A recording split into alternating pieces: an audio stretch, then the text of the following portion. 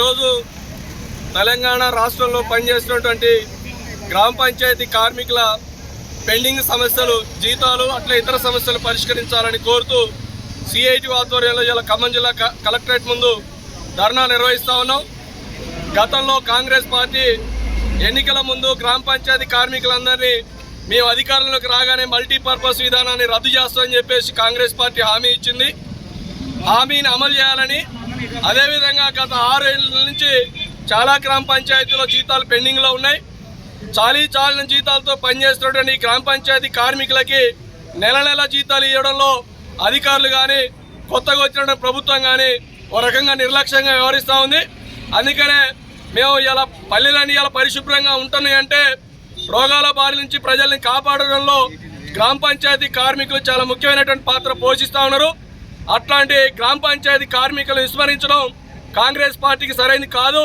ఈ కాంగ్రెస్ ప్రభుత్వం అయినా గతంలో మేము టీఆర్ఎస్ ప్రభుత్వంలో ఉన్నప్పుడు గ్రామ పంచాయతీ కార్మికులకు అన్యాయం జరుగుతుంది, మా జీతాలు పెంచట్లేదు, మల్టీపర్పస్ విధానాన్ని తీసుకొచ్చారని చెప్పేసి గతంలో సమ్మె సందర్భంలో చాలా టెంట్ల దగ్గరికి కాంగ్రెస్ నాయకులు మద్దతు ఇచ్చారు.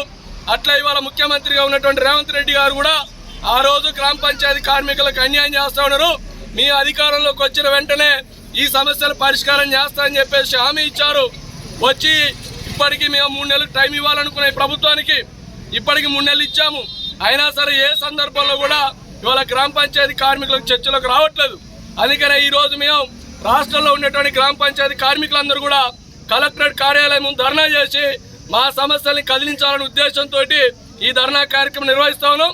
ఇప్పటికైనా ఈ ప్రభుత్వం ఆలోచించాలి, అధికారులు ఆలోచించాలి.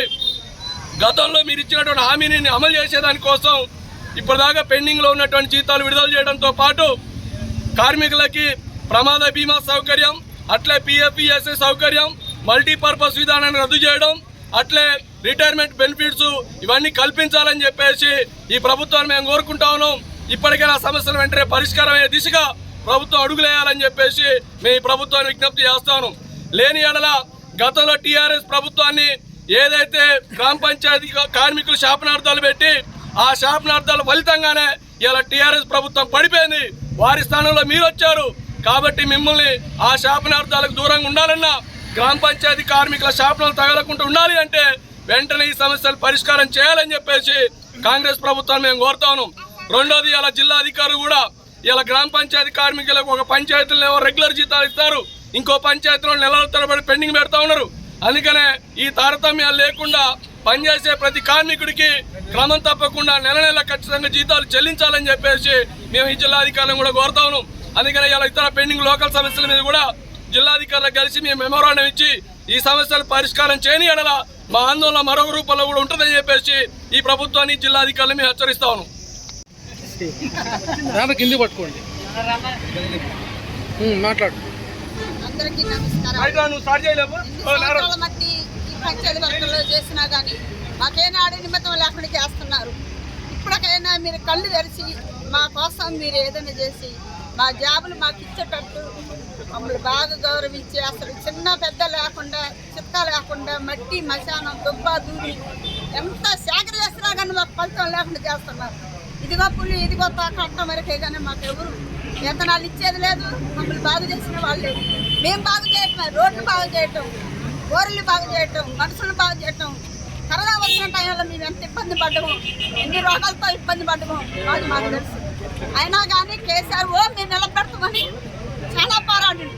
కానీ గాలికి తుఫాను గినక మా మాటలకి ఎట్ట పట్టకపోయిందో మీరు కూడా నిర్లక్ష్యం చేయకుండా మా గురించి మీరు పట్టించుకుంటేనే మీ సమతం మీరు నిలబెడతాం, లేకుంటే మీరు కూడా గాలి కొట్టకపోయినట్టే.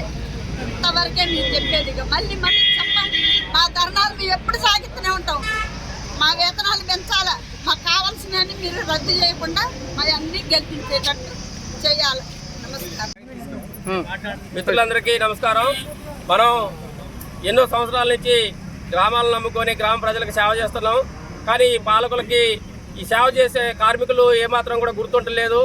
మనం గతంలో టీఆర్ఎస్ ప్రభుత్వం ఉన్నప్పుడు ఎన్నో సార్లు ధర్నాలు చేసినాం, కానీ వాళ్ళు అమలు చేయలేదని చెప్పి మనం ఏంటో మన పవర్ ఏంటో ఒకసారి చూపెట్టాం.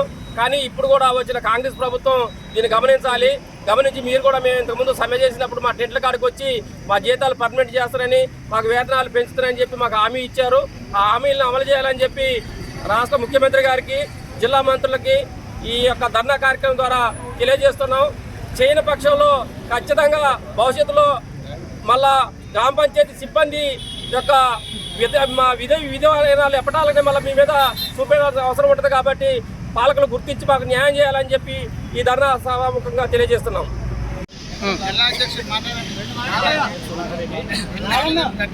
అయ్యా ఏం లేదు, మమ్మల్ని పంచాయతీలో సెక్రటరీల మటుకి అర్థంగా వాడుకుంటున్నారు. మీరు ఏ జీవోలు ఇచ్చినా, ఏ కంప్యూటర్లకు ఆన్లైన్లు ఇచ్చినా మొత్తం మమ్మల్ని వాడుకుంటున్నారు. కనీసం నెలవారీ జీతాలు కాదు, ఒకళ్ళకి 6 నెలలు 7 నెలలు 10 నెలలు కూడా అయిపోయి ఉన్నాయి. మా ఎందుకు దయవించి మీరు మా జీతాలు ఏదైతే ఉన్నాయో డైరెక్ట్గా మాకు అకౌంట్లో పడి ఏర్పాటు చేయాలని మిమ్మల్ని మనస్ఫూర్తిగా కోరుకుంటున్నాం.